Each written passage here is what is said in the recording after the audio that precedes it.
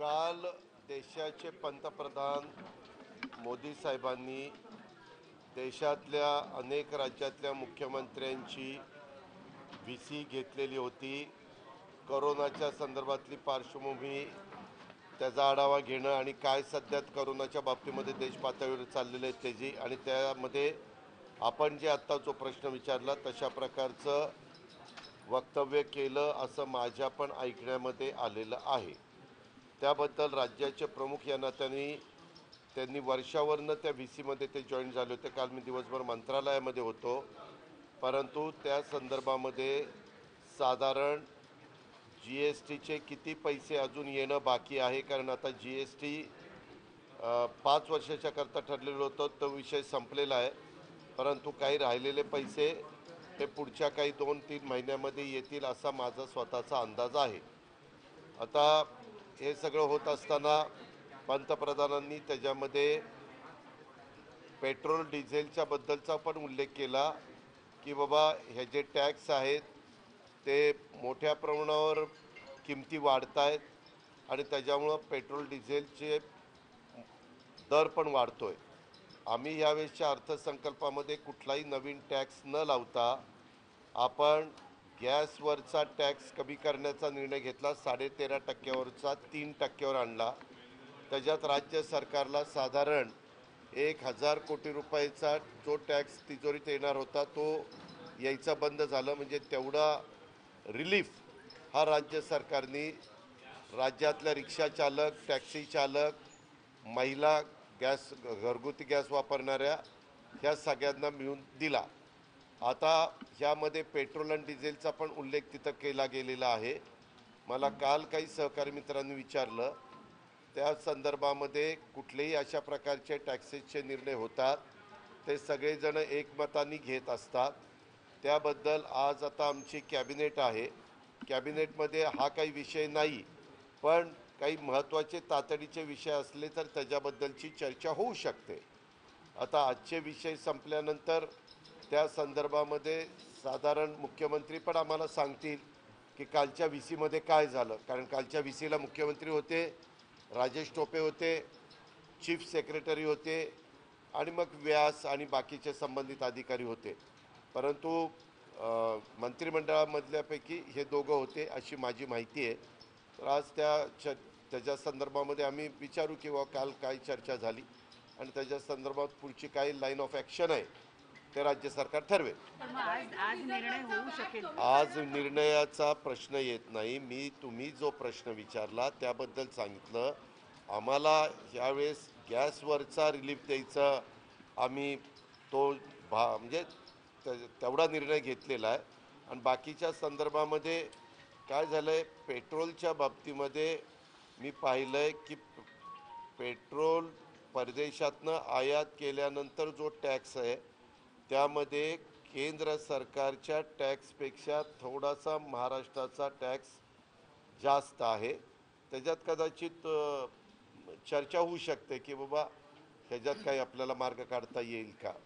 तो टॅक्स कमी झाला तर किती रुपयांमध्ये कुठलाही निर्णय घ्यायचा झाला तर त्याचा आर्थिक काय परिणाम होणार आहे.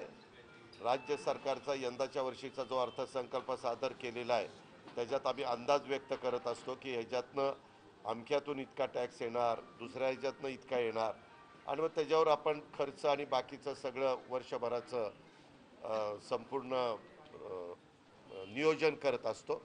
तर त्या संदर्भामध्ये तो अधिकार शेवटी मंत्रिमंडळाला असतो, राज्याचे प्रमुख आणि आम्ही अर्थमंत्री म्हणून आम्हा सगळ्यांना.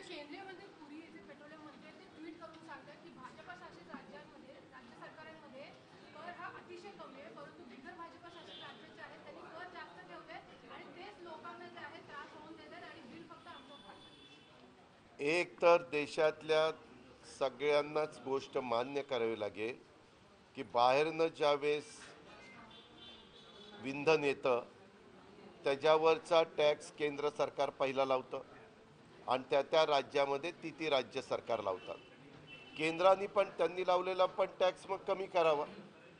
केंद्राने प्रत्येक वेळेस राज्यावर ढकलू नये. केंद्र सरकारला खूप अधिकार असतो. आपल्या राज्यातून खूप मोठ्या प्रमाणावर टॅक्स हा केंद्राला मिळतो हे निर्विवाद सत्य आहे. हे कोणी झाकून ठेवू शकत नाही, कारण मुंबई ही देशाचीच आर्थिक राजधानी आहे. त्याच्यामुळे इकडनं तर खूप मोठ्या प्रमाणावर टॅक्स जातो. त्या प्रमाणात मात्र आपल्याला जो निधी मिळायला पाहिजे तो निधी मिळत नाही, ही वस्तुस्थिती आहे. ती आज नाही, पहिल्यापासूनच चालत आलेली आहे. ही पण गोष्ट सगळ्यांनी मान्यच केली पाहिजे.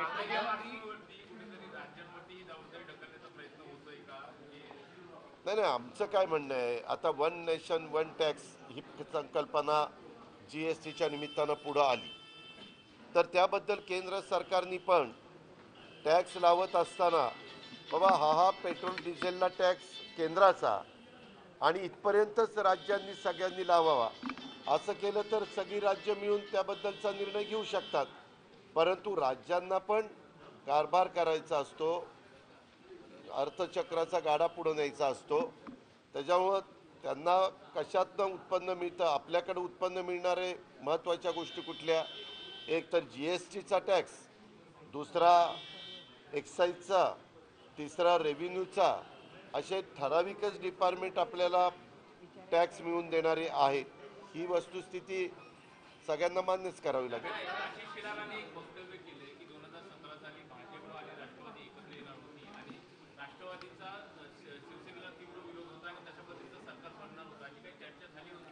दोन 2017 सालीच सांगायचं होतं ना, मग इतके दिवस कशाला 5 वर्ष थांबला?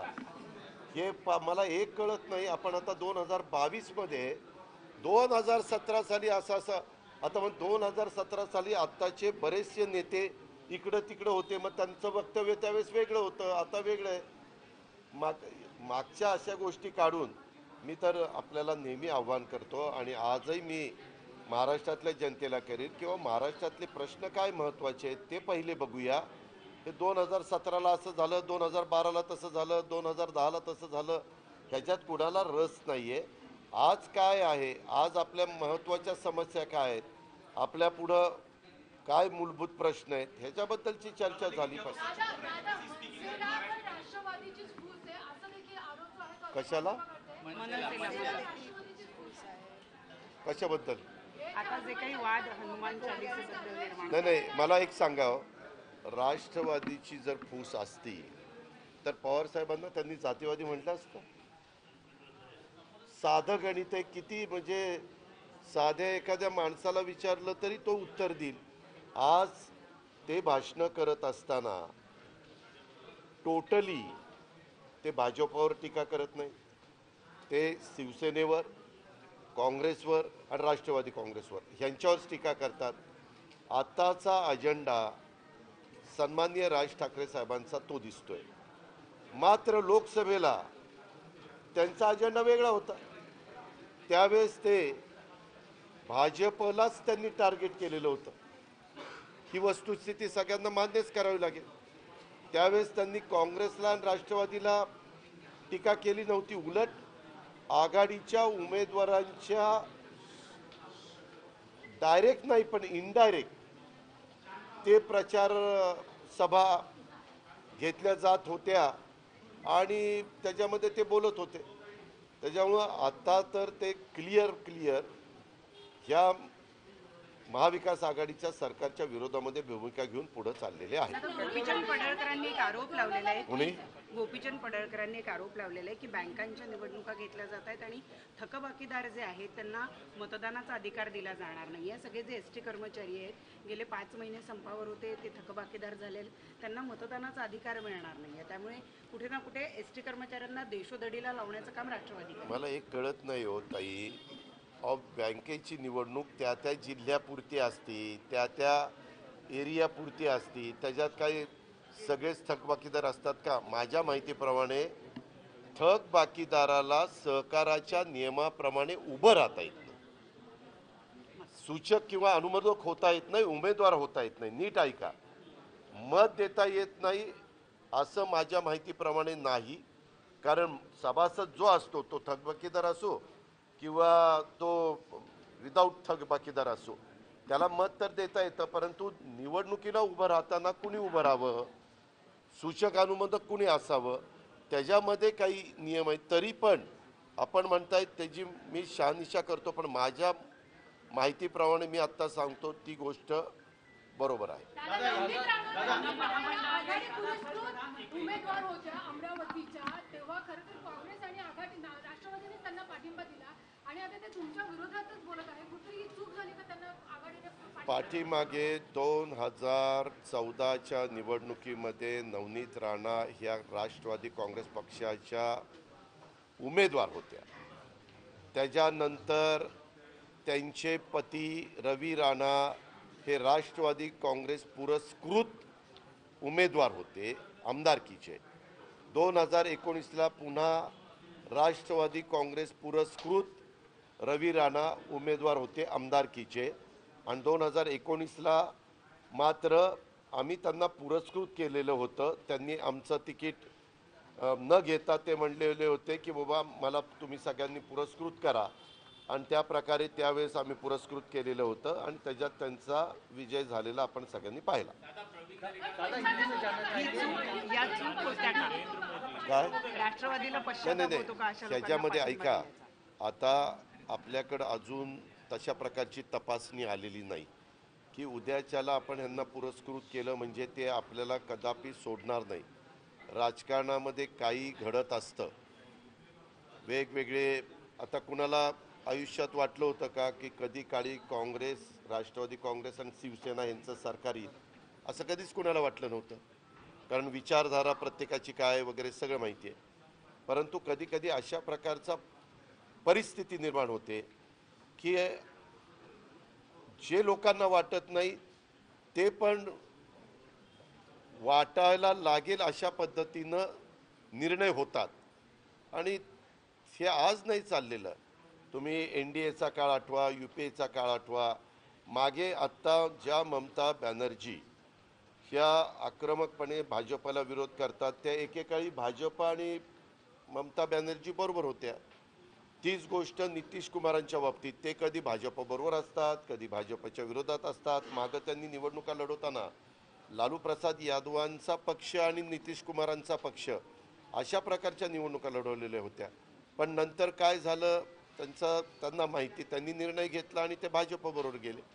ह्या घटना आपल्याच इथं नाही तर अनेक ठिकाणी घडत असतात आणि लोक त्यांना जे पाहिजे त्या पद्धतीनं उमेदवार निवडून देत असतात. दादा हिंदी में जानना चाहिए, पेट्रोल और डीजल को लेकर केंद्र सरकार राज्य सरकार पे कह रही है कि जहाँ जहाँ कांग्रेस और एनसीपी की सरकार वहीं पे रेट ज्यादा है. क्या राज्य सरकार इस मामले में अपने वेट को कम करने के उसके बारे में मेरा ये कहना है कि जो फ्यूल बाहर से मेरे ख्याल से इंपोर्ट करते हैं तो इंपोर्ट करने के बाद उसका टैक्स, तो पहला टैक्स लगाती है वो केंद्र सरकार लगाती है और फिर उसके बाद जो जो स्टेट में वो फ्यूल जाता है वो स्टेट वाले उनका स्टेट का टैक्स लगाते हैं. तो जैसा GST है, one tax one nation one tax, उसी हिसाब से करो कि इतना टैक्स गवर्नमेंट ऑफ इंडिया का लगेगा और पूरे देश में स्टेट का इतना टैक्स लगेगा. ऐसा किया और सबका उसके बारे में सहमत हुआ तो शायद उसके बारे में डिसीजन हो सकता है, सबकी सम्मति हुई तो. पर क्या वजह है सर कि बाकी स्टेट हिंदी में कुछ भी हुआ है?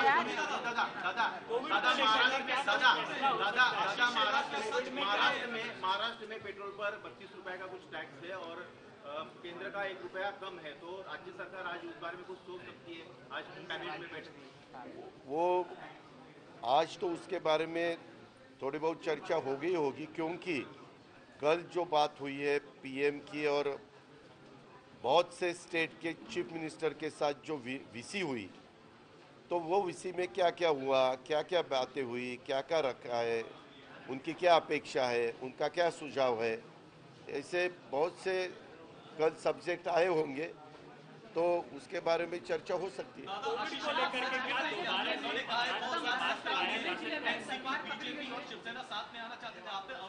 क्या क्या क्या क्या आशीष शेलार ने कहा है 2017 में एक प्लान बना था जिसमें भारतीय जनता पार्टी, शिवसेना और एनसीपी. अरे बाबा 2017 का क्यों सवाल पूछ रहे? अभी 2022 है ना. पुराने वैसे तो कब से सवाल पूछने का है? मुझे उसके बारे में कुछ भी मालूमात नहीं है। अभी वो बहुत बड़े नेता है आशीष शेलार साहब, शायद उनके साथ ही डायरेक्ट पवार साहब ने या कोई जो लीडर है उन्होंने बात की होगी, मुझे तो उसके बारे में कुछ पता नहीं। दोबारा से मास्क वापस आ सकता है महाराष्ट्र में, इस पर कोई विचार हुआ है? महाराष्ट्र में लगातार कोविड के अगर कोविड के केसेस बढ़ने के बाद क्या क्या नियम उसके बारे में लाने चाहिए, उसका अधिकार गवर्नमेंट ऑफ महाराष्ट्र का है। हमारे चीफ मिनिस्टर उसके बारे में डिसीजन लेते हैं, सबके साथ चर्चा करके।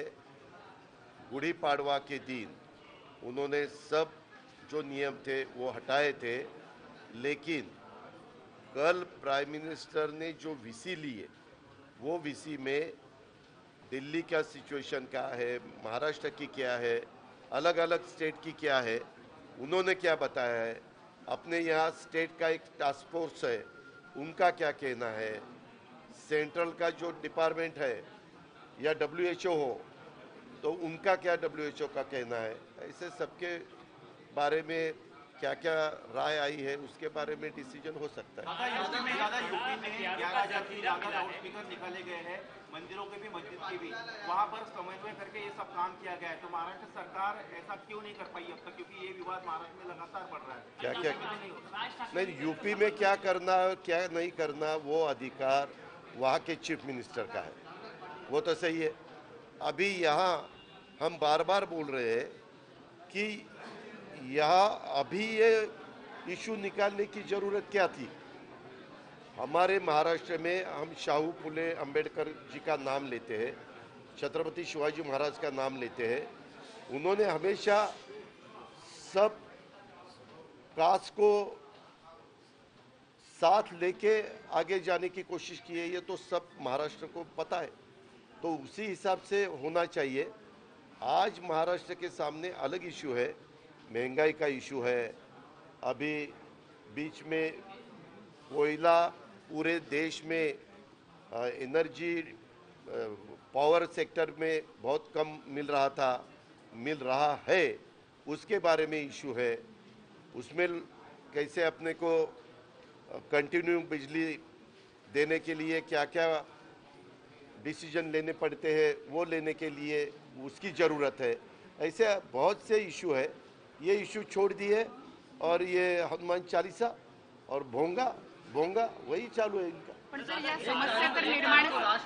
समस्या तर निर्माण झालेल्या आहेत आणि डेडलाईन जवळ येत चाललेली आहे। त्या समस्याच्या बद्दल सर्वपक्षीय नेत्यांची बैठक गृहमंत्री, मी, अशोक चव्हाण, एकनाथराव शिंदे आम्ही सगळ्यांनी घेतलेली होती।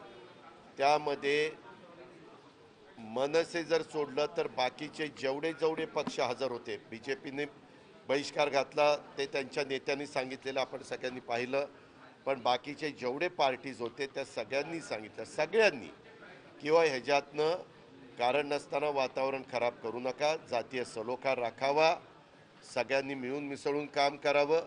उद्याच्याला सुप्रीम कोर्टाने काही निकाल दिलेले आहेत की भोंगा म्हणजे लाऊडस्पीकर कधी लावला पाहिजे, सुरुवात कधी केली पाहिजे, तर सकाळी 6 ते रात्री 10, वर्षातले 15 दिवस सकाळी 6 ते रात्री 12, असे काही वेगवेगळ्या प्रकारचे त्याच्यात आदेश आहेत। उद्याच्याला काही निर्णय घ्यायचाच म्हटलं तर ठराविक वर्गाकरताच तो निर्णय घेता येईल का, नाही घेता येणार।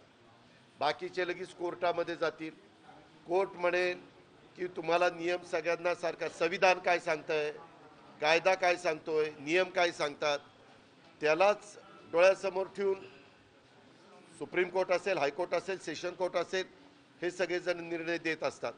आणि मागे वेगवेगळ्या प्रकारचे निर्णय ह्या बाबतीमध्ये सुप्रीम कोर्टाने आणि वेगवेगळ्या राज्यातल्या हायकोर्टाने दिलेले ते आपल्या सगळ्यांच्या समोर आहेत। आणि राज ठाकरेंनी ट्विट केलेलं आहे, योगींनी सगळेच मंदिरांवरचे भोंगे देखील काढलेले आहे, त्यामुळे या राज्य सरकारनं महाविकास आघाडीतील योगी यांचा सल्ला घ्यावा अशा पद्धतीचे ट्विट केले। नाही आणि अभिनंदन अहो केलं एक मिनिट, योगींनी काय करावं हा त्यांचा अधिकार आहे। आम्ही पुन्हा सांगतो, आम्ही महाराष्ट्रामध्ये राहतोय, महाराष्ट्राची आजपर्यंतची शिकवण, सुसंस्कृत महाराष्ट्र, सगळ्यांना बरोबर घेऊन जाणारा महाराष्ट्र, सर्व जाती धर्माला न्याय देणारा महाराष्ट्र, अशा प्रकारची महाराष्ट्राची परंपरा आहे. आणि आज जो विषय काढलेला आहे, तुम्ही मला सांगा, इतके वर्ष हे सगळं चालत आलेलं आहे, ह्याच्या आधी कुणी त्यांना थांबवलेलं होतं? कुणी त्यांना नाही म्हटलं होतं? आणि आताच्या काळामध्ये हे जर मागणी करतायत तर उद्याच्याला वेगवेगळे इतर पण इश्यू येणार ना. उद्या पुन्हा कोर्टाने काही आदेश काढला हे सगळं लक्षामध्ये घेता तर त्याचा इतर पण भाविकांच्यावर परिणाम होणार आहे, ह्याचा कुठंतरी विचार केला पाहिजे. एकदम भावनेच्या आहारी जाऊन समाजामध्ये तेढ निर्माण करायची, दोन जातीमध्ये अंतर निर्माण करायचं आणि कारण नसताना भारतातल्या एका प्रगत राज्यामध्ये म्हणजेच महाराष्ट्रामध्ये कुठंतरी दरी निर्माण करून आज जो काही जातीय सलोखा आहे, आपण मुंबईमध्ये सगळेजण राहतो, तुम्ही इथं मीडियाचे एवढे सगळे माझे सहकारी आहात, ह्याच्यामध्ये अनेक जाती धर्माचे लोक आहेत. कधी आपल्या डोक्यात तसं येत नाही, ही आपली परंपरा आहे. परंतु असं सारखं सांगून नको त्या गोष्टी लोकांच्या मनामध्ये आणण्याचं काम आणि त्याच्यातनं जातीय तेढ निर्माण करण्याचा जो प्रयत्न चाललेला आहे, तो प्रयत्न खरोखरीच महाराष्ट्राला परवडणारा नाही. याकरता सर्वांनी गांभीर्याने घेण्याची गरज आहे. सगळ्यांनी थोडासा मनाचा मोठेपणा दाखवण्याची गरज आहे. आणि ह्या घटना घडल्या तर काही जखमा जर झाल्या तर त्या जखमा फार खोलवर जातात आणि त्याच्यातनं नको ते प्रश्न निर्माण होतात, ज्याची आज अजिबात गरज नाही. दादा, धुले में 90 हथियार मिले हैं.